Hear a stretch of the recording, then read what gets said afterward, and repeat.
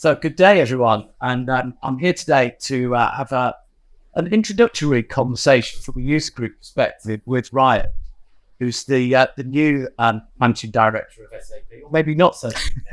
Probably been in close, probably past the 100-day mark now. We'll have an introductory chat from a user group perspective and also from an SAP perspective. So I guess the starting point for me, Ryan, would be you've come back to the UK and you've come back to SAP in the UK. What would you like to kind of do as an introduction to yourself for the members? So, Paul, first of all, it's lovely to see you again. You're right, it probably is over the 100-day mark, and I jokingly say with everyone I meet, some days it feels like 2 days, some days it feels like 200 days, as I'm sure all new roles do. Maybe just to start at the beginning. You know, I've been in this industry for a little over 20 years, 16 of which have been with SAP. Started my career, as you can probably tell from the accent, in South Africa. I've been told I haven't lost it as much as I thought I had. But I've also done a bit of a tour of duty with SAP. Spent some time in South Africa, spent 5 years setting up our operations in the Middle East when we bought out our distributor there.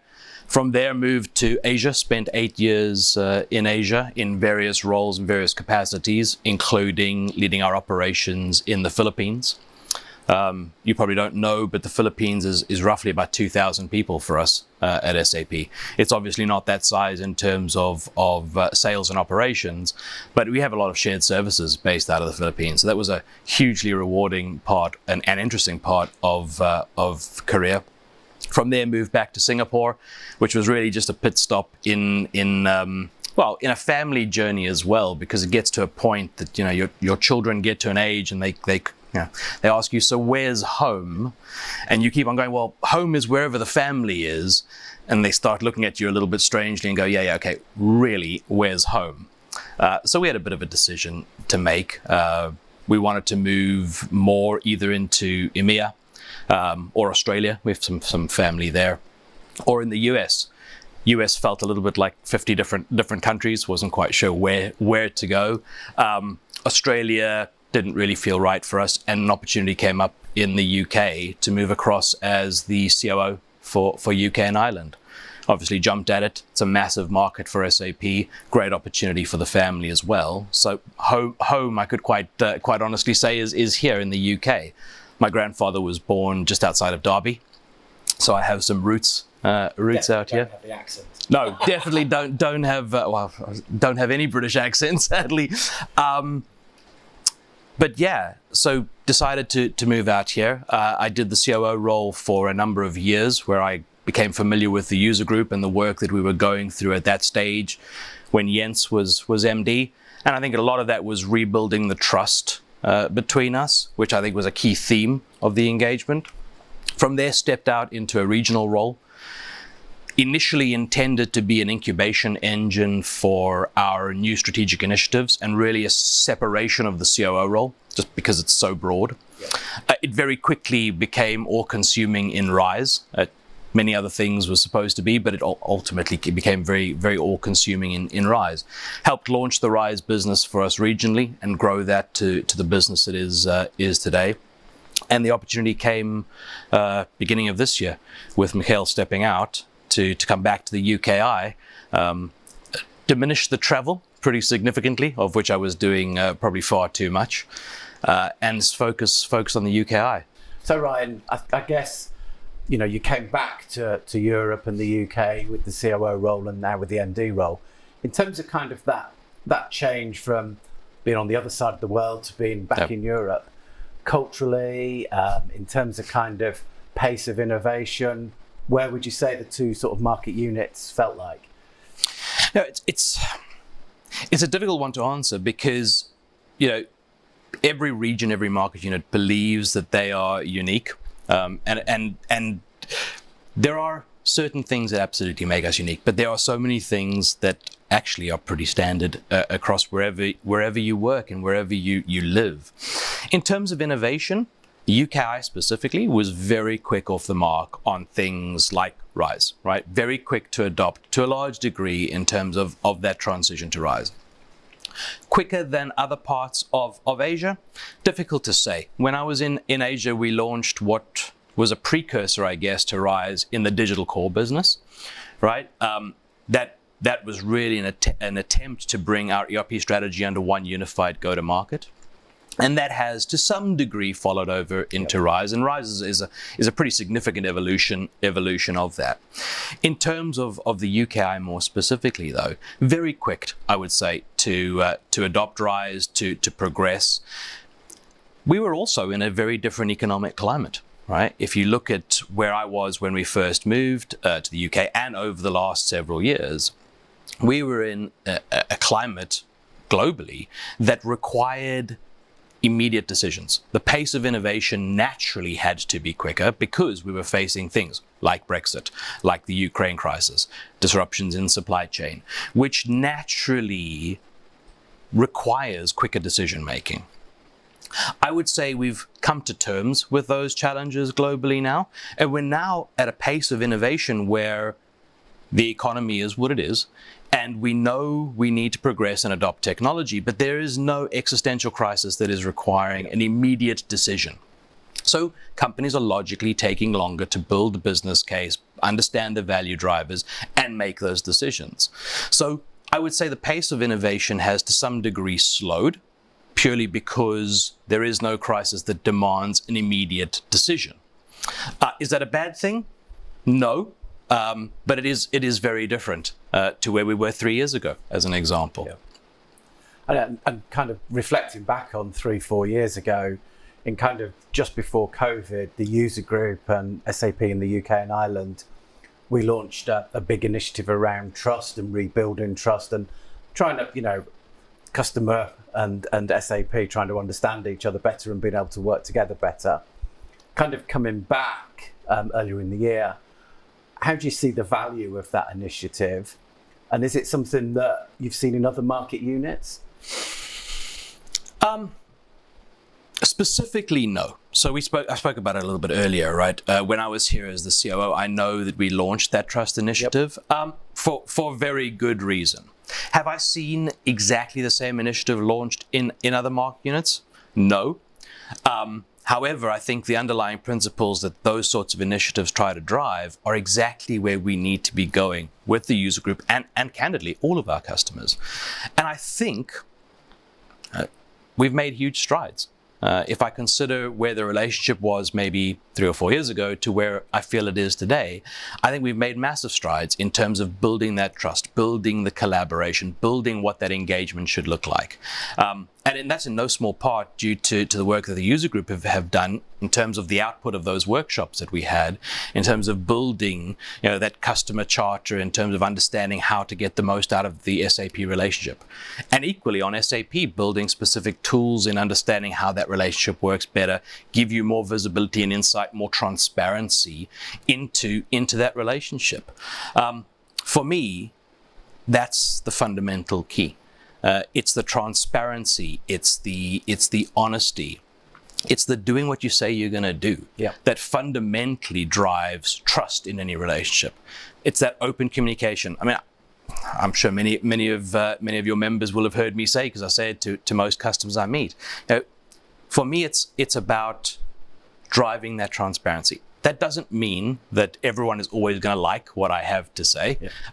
That's never the nature of a relationship. But if we commit to do something and we follow through with it, whether that be positive or negative, it builds a sense of trust that at least you can trust what each other are saying. And for me, that's the fundamental of any true partnership or any true relationship. But it's a journey. And with any journeys, there will be great times and there'll be times that need more focus and more improvement.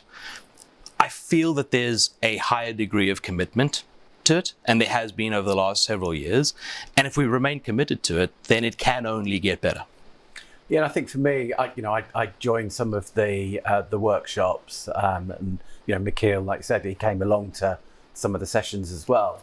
So we definitely felt that commitment. I think the interesting thing on something like that is it's not something that normally you kind of engage with a supplier and a customer in that way. But there were some real light bulb moments on both sides of, now I know why, that would happen in a customer or that would happen at the vendor. So I think it was beneficial, not just from a trust perspective, but an understanding perspective of 100%. Now we know why there was a push there or that might have happened. And some of the, the people that were attending were quite surprised at, some of the conversations with customers in a very non-commercial environment. A couple of things you said, which really meaningful. Firstly, you said, it's just a lack of understanding sometimes on both sides. It's a lack of understanding of why, customers sometimes say and do the things they do, and equally, there's a lack of understanding on why SAP say and do the things we do. And it's that open dialogue. It's that trust. It's the trust enough to have the transparent conversation. You may not always agree with it. We may not always agree with it. But at least we understand where each other are coming from. And the other thing you mentioned is the customer vendorship or supplier relationship. I find that a really interesting one because for me, if we're just a vendor, we're not doing our job. If we are only important to our customers because our customers run their critical systems using our technology, that's not a partnership. Yeah. That's not being critical enough for our customers. And one of the 3 pillars of our strategy, and I'm happy to go through it, but one of the 3 pillars of our strategy is building that followership. Right? Followership internally, getting SAP employees to continue to be proud of SAP and what we accomplish, but equally getting that followership from our customers and our partners. And that requires true partnership, not vendorship.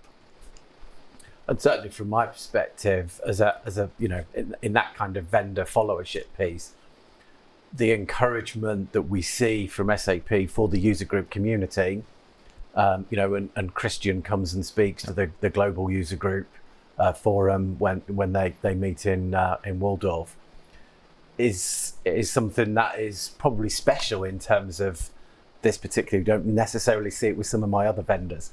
Okay, well, that's good to hear. Yeah. So, I guess the last few years have seen an acceleration from the big on-premise world to the cloud, and we know that SAP have been kind of going through a big cultural change as part of that, in terms of changing the outlook and the way that some of the the account management would work and so on. How's the journey going, and what's the health report at the moment on that? It's exactly as you say. It's a journey, and as I said, journeys have their ups and their downs. We are a very, very different company than we were 5 years ago, and I would argue that we were even 2 or 3 years ago. For me, it's as you say, it's a culture shift. And a lot of it was in a reaction to the feedback we got from the user group, from our customers, and the market, who effectively said, as a cloud company, you need to be responsible for the outcome. This is not an on-prem mindset where you license the technology and rely purely on partners as the implementation, and then have a very reactive relationship. And that for me is the fundamental difference between an on-prem relationship and a cloud relationship. One is reactive. That's okay. Many customers are happy with that reactivity and that reactive relationship, but it's not a proactive one. Cloud, for me, mandates a proactive relationship. It mandates caring and being part of the outcome. Fundamentally, because you are part of the operational delivery of that outcome. And if you're not, simply put, customers don't renew at the end of the day. So it mandates and requires a far more proactive relationship. But to get there is a cultural shift. It's a cultural shift in a company that it has been around for 50 plus years. And in order to get that cultural shift, for me, you need a strategy that people can believe in and people can feel part of, but equally is simple so that everyone in the company understands the journey that we're going on. For the UKI, it's no different. We've got 3 pillars of the UKI strategy, and they're all focused on that transformation to cloud. First is building a resilient business. It's building a business that can weather the storm. It's building the followership that we spoke about, and it's building great teams. Starting in reverse order, building great teams is a very internally focused objective, but it goes hand in hand with the way we engage our customers. We need to build teams that engage customers differently with the right skill sets in order to do that, and the right mindset to do that. So while it's very internally focused, it goes hand in hand with the way we engage customers across the entire customer life cycle, which now is far extended in a cloud world. The next is building a resilient business. And resiliency for me comes down to making sure that we're being more to our customers than just a good technology provider. It's at a cultural level connecting with customers to align the two corporate cultures, ideologies, objectives. I sat through a customer dinner probably when I first started now, and the topic was around purpose and how you bring purpose to the company and how you live purpose. And it was a moderated conversation that we had, and I remember going around the table and I was very open with everyone. I said, yeah, our purpose is to help the world run better and improve people's lives. You'll be hard pressed to find anyone in SAP who doesn't know what our purpose is. I said, that's not really our challenge. Our challenge is, because we are 107,000 odd employee company, it's making sure everyone in the organization feels connected to that purpose. How do you do that? Sometimes it's very easy. Do salespeople understand their connection to purpose? Maybe. Do customer support people? Maybe. Do people who answer customer queries at 2 a.m. in a call center in Manila, who were part of my extended family for many years, understand their connection to the purpose? And for me, it's making sure everyone understands that. We had an open conversation. One of the other customers shared their purpose. And it dawned on me that the best way to describe it to employees and get them built into or bought into being proud of what we do is, we live our purpose vicariously through helping customers achieve theirs. So if you look at the purpose of any of our customers, if we're able to help them deliver their purpose, then we inherently help the world run better and improve people's lives. But it's making that connection on a customer by customer level that builds that partnership and ultimately builds us into a resilient business that doesn't have that on-prem mindset, but is genuinely invested in the outcomes of our customers. And the third is building followership. And followership comes in two guises. It comes in the customer guise, where we are more important than traditionally we have been, more than just the systems, and an internal focus where there's followership of our teams because they're proud to work for a company that genuinely helps the world run better, and they understand how we do that.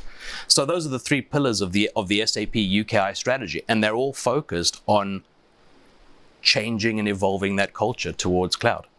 And that kind of purpose and the success mantra for, your account teams and people that will be interacting with customers, has that required lots of kind of training and so on, or is it actually innately those people that were successful in those roles in the past have found it easy to move into that cloud mindset? Change is never easy in any company, in any industry. And I'm not going to say it's particularly easy or has been for us. I think we've been successful in it, but I think we've also need to constantly remind ourselves why we were successful in it. It is a journey. I think there are a lot of people across our company, the vast majority, who are absolutely understanding, and everyone understanding of why we need to do it in order to be successful in the future. But it is a massive cultural shift that requires change. And change for any one individual is never easy. It requires a constant adaptation, constant focus on a day-by-day basis at an individual level. So I think everyone is 100% bought into the idea and understanding why we need to do it. If you see the strides we've made in the last 2 years, even in terms of that evolution of moving to that mindset of the outcome focus, that's something that Michael even started when he focused far more on the delivery aspect, right? For me, it goes even one step further. Delivery is great, but delivery is still, to some extent, an on-prem mindset. A license sale and then a delivery, as opposed to an outcome focus, which actually talks to the operational delivery then. But I also think outcome is much easier as a customer to understand, but quite often hard for your accounts person to articulate to you. And that's kind of what you want to hear is, what is the outcome? How am I going to sell this to a functional lead in the business or something like that? That whole piece of outcome, making it real for that person, what will be different in a few months' time, 6 months' time, 12 months' time, rather than here's a piece of software, it's going to be amazing. Yeah. And the one thing you do see every single day walking through the corridors of SAP is the passion that we genuinely do have for customers and for the success of our customers is innate in all of us. It's now finding a route to show that on a day-by-day basis, on a conversation-by-conversation basis, and candidly changing the perception of some of your members and some of our customers that still have a very legacy, if you will, view of that relationship and that engagement. I think we've made great strides in that, but you genuinely walk the corridors of SAP and that intrinsic love of customers is there. Yeah. So we've managed to get so far without using any acronyms. So I'm gonna throw the first acronym into the conversation. So BTP, or Business Technology Platforms. I should speak the thing and not use the acronym. I guess we've seen a big push on that for the last 18 months, almost 2 years now. I'm pleased to say it's not been rebranded and renamed, which sometimes we find quite quickly things do on that. I think we're still seeing a little bit of kind of confusion as to what BTP means for an organisation on their journey in terms of, if they're cloud, if they're not cloud, and so on. We've played our part as a user group in the last year. We've run a number of events and we've just had a successful symposium covering it. But from your perspective, what would your comment be to someone in an organisation as to why BTP is important? They should look at it and what they can be doing with it. I made a promise to myself that I wouldn't use acronyms, so I'm going to have to break that promise. So apologies. Okay, BTP. BTP is a massive portfolio of solutions. So I'm not surprised that members are finding it difficult to wrap their arms around everything that BTP is. And candidly, as SAP, we often get caught up in the jargon, in the terminology, and using SAP language to try and explain something that candidly is, if you break it down, a pretty, in my view, simple concept. Let me try and explain it this way. If you look at the intelligent enterprise and that journey to the intelligent enterprise, it really has 3 dimensions, right? First dimension is maintaining a clean core. The second dimension is having a common data platform so that you can get the most out of the massive amounts of data that any organization has. And then it's the concept of a modular application, which you should be able to stitch together best of breed solutions, right, in a modular way that talk to each other and leverage that singular data lake, data platform. And if you think about it in terms of those 3, that's effectively exactly what BTP does. So starting with the single data platform, BTP is a single data source. It should be the baseline of your data strategy across the company. It provides that singular view or that singular repository. If you then look at that modular ERP or modular application, BTP is an integration platform, and it allows the integration, ideally as seamless as possible, integration of the different applications between themselves and to leverage the data that exists. And then thirdly, when you come to the concept of maintaining a clean core, which is very much aligned with cloud and standardization, BTP effectively is an innovation platform where BTP allows you to build all the pieces and applications that allow companies to be unique and drive the real value add, but equally allowing your application, your standardized application, do the majority of what is very standard. I joke with customers and say, general ledgers don't make any customer or any company unique. Yep. there is no point in over-customizing that. But we've seen it time and time again, and I'm sure many of your members are still living through the pain of a very, very customized ERP landscape. What BTP does is allows you to build the innovations you need that genuinely drive the value and genuinely make you unique, while allowing the ERP solution to remain as standard as possible. So if you think about it in those three things, common data platform, integration platform, and innovation platform, it becomes a little bit easier to understand why BTP is so important to that ERP and intelligent enterprise journey. It's interesting, the clean core concept. So someone who's just been through kind of an S4 journey, and has got kind of a further S4 journey that he's just starting on, having conversations with business users that have been using effectively the same SAP system for the last 22, 23 years, trying to explain to them that we need to keep it clean to gain innovation, to make, upgrades and so on easier, when they're used to having come from an environment where 100%. We'd like this screen to look this way, or we want this to work that way. It's quite a challenge actually to get them, it's not, the IT guys actually pushing which in the past it might have been, it's actually the business saying, well, we used to being able to customize greatly. What sort of advice would you give to people in that challenge? A couple of things, and it's so poignant and so timely. I was on a call with a customer yesterday, and that was exactly one of the things that was mentioned by one of the executives on the call is, we want to drive standardization, we want to drive that clean core, we want a clean ERP solution. We totally get it, and that's why cloud makes such a difference. My reaction to that is always the same. That's exactly what we should be doing, but don't underestimate how difficult that actually is to implement within your company, who, to your point, is used to the standardization, and those users who are used to the standardization. So a couple of things. One, you need a very clear change management initiative. Don't underestimate how much you're going to need to do that.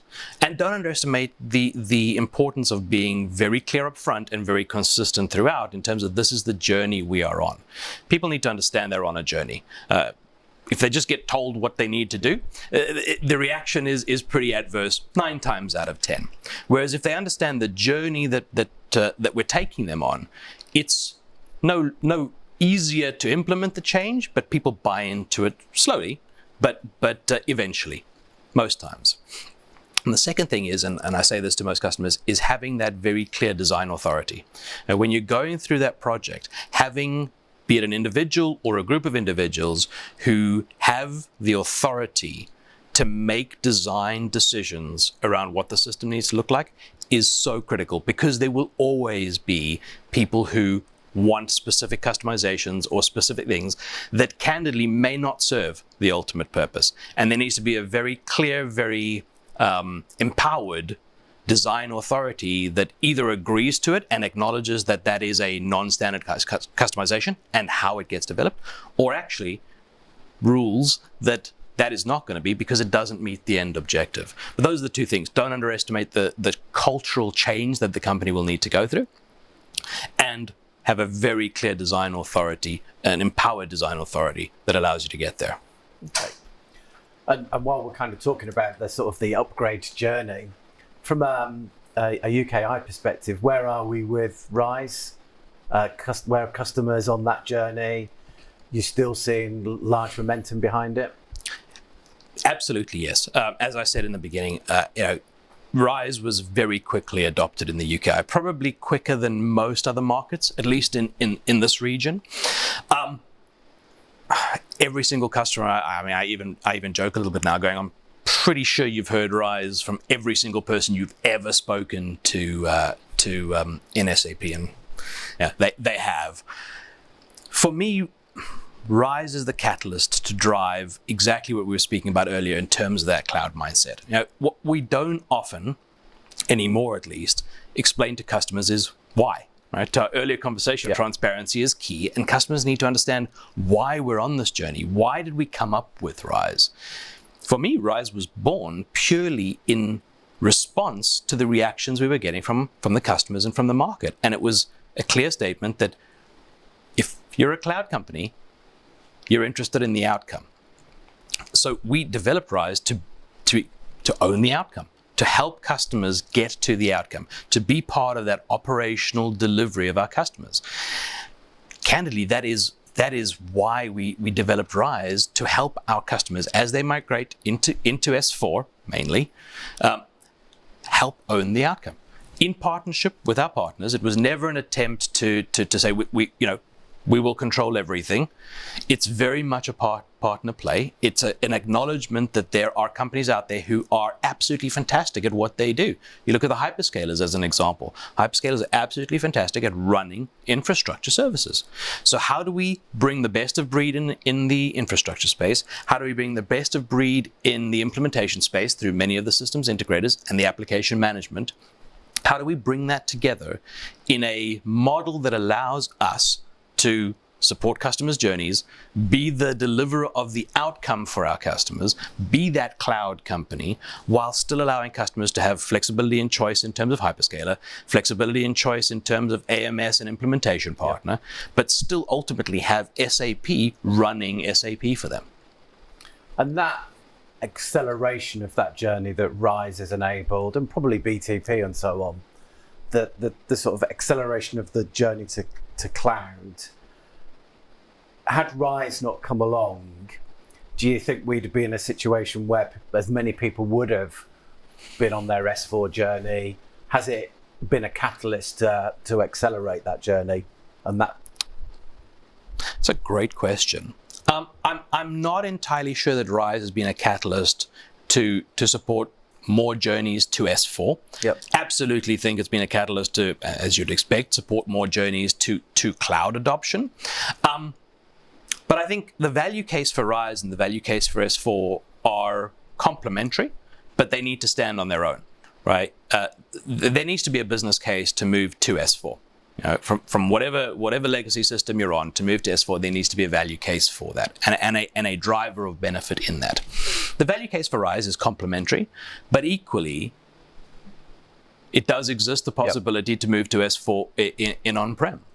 So what's the additional value case that Rise brings? And for me, it's that operational delivery. It's the SLAs. It's the ability for SAP to run SAP. So do I think it's accelerated the adoption of S4? Maybe, to an extent. I think it's definitely accelerated the adoption of cloud, clearly. But those two value cases have to complement each other, but be able to stand alone. Yep. From an ESG perspective, clearly, last year we talked a bit about that at our conference. And, depending on your viewpoint, we've seen fires raging in parts of Europe this year, and, climate change, and it's sunny today, but it rained yesterday, and it'll probably rain tomorrow here. But in terms of the assistance that SAP is providing to its customers to help them on that ESG journey, measuring things and so on, where are we in terms of kind of this year's pitch from SAP on the solutions and how customers should be, measuring themselves? Just on that, I mean, it's funny. I was sitting around a dinner table with some friends over the weekend, and one of them said, if you ever doubted climate change, all you need to have done is spend a couple of days in Southern Europe over the last several weeks, and a couple of days in the UK over the last several days, and you'll no doubt be a believer. Different opinions, but I certainly believe in it. In terms of how it dominates every conversation that we have, absolutely. Every single customer I speak to wants to understand how technology enables them to be more sustainable, drive revenue through a circular economy, and ultimately contribute to that green economy.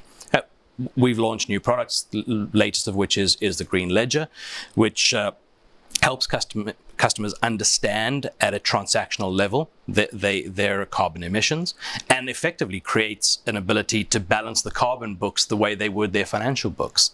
But it's dominating every single conversation we have, and every customer is looking at technology companies and partners to see how do you leverage technology best to achieve those things. If we look at some of the legislation coming out in the UK, either recently come out or about to come out, I think the conversation is only going to become more prevalent for customers. And do you think there's a danger of people using the statistics to kind of greenwash, or are you actually seeing customers using the solutions to drive data and insights to actually then make their business better and more sustainable? The conversations that I've had, genuine desire to contribute, make a positive difference, leverage technology usefully. Is the concept of greenwashing always out there? Absolutely. But the conversations that I've had, as with SAP, I genuinely believe that we are all wanting to contribute positively. Okay. Well, I'd like to, at this point, say thank you very much for spending some time with us this morning, an introduction. And I guess the next thing for me to do would be to invite you to come along in November, meet some of the membership, hopefully deliver your first keynote at the conference, but most importantly, to get to know the organisation. But key to that is to get a feel for the membership, your customers, yep. our members, and so we'd really like to see you in November at the event then. I will absolutely be there, and well, thank you for the invitation. I look forward to it. No worries. Well, thanks very much for your time this morning. And you. Thank you.